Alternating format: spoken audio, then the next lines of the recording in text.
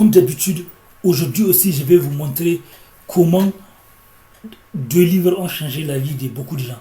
D'abord, je parle d'un livre numéro 1, puis le livre numéro 2 en surprise. Donc, le livre numéro 1 dont je vais vous parler aujourd'hui, c'est un de mes livres. Un de mes livres à succès qui s'appelle Technique de sophrologie et d'auto-hypnose pour se libérer des croyances qui empêchent de maigrir ou de rester mince. Donc, j'ai écrit des tonnes de livres, ça c'est juste une toute petite partie. Des livres que vous pouvez trouver sur Amazon, Kobo, Apple, Google, etc. etc.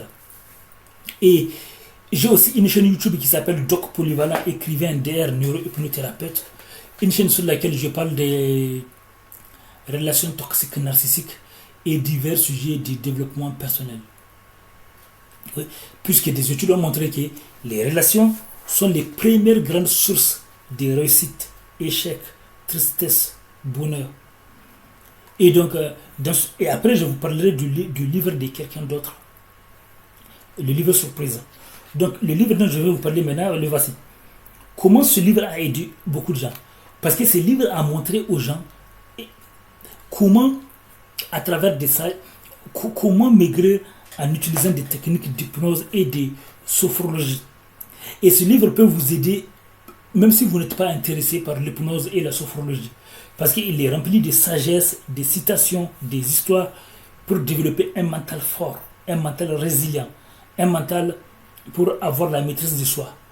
Donc il y a des secrets de la réussite, etc. etc. Des exercices d'hypnose et de sophrologie à mettre en place directement. C'est comme ça que ce livre a aidé beaucoup de gens. Et le livre surprise dont je vais vous parler, le voici. Le livre surprise, le voici. C'est le livre de Pierre Ducan. Les recettes de Ducan. Les recettes de Ducan.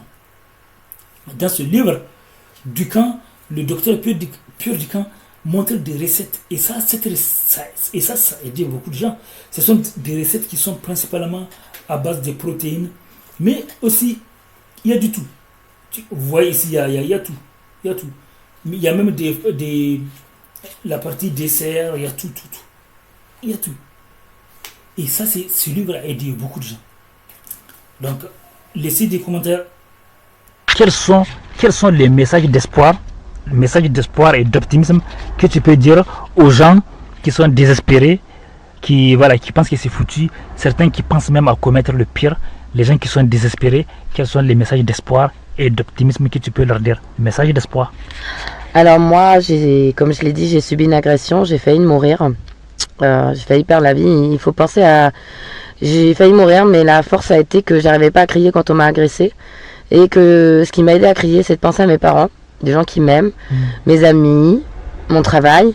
Et puis après, quand je suis sortie de tout ça, il faut se dire, ok, j'ai passé une épreuve dure, j'ai failli mourir, mais la vie continue. Pourquoi?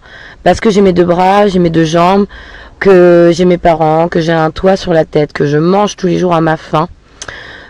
Qu'il faut avoir estimé d'avoir de la chance, d'avoir la santé, d'être en vie, de pouvoir faire plein d'activités. Et de dire à ces gens-là qu'il ne faut pas perdre espoir, parce qu'on a tous quelque chose pour se raccrocher. Un objet fétiche ou ses parents, sa famille, des voisins, des gens avec qui on a un lien d'amour. Je pense que l'être humain peut nous aider, mais ça peut être aussi les animaux.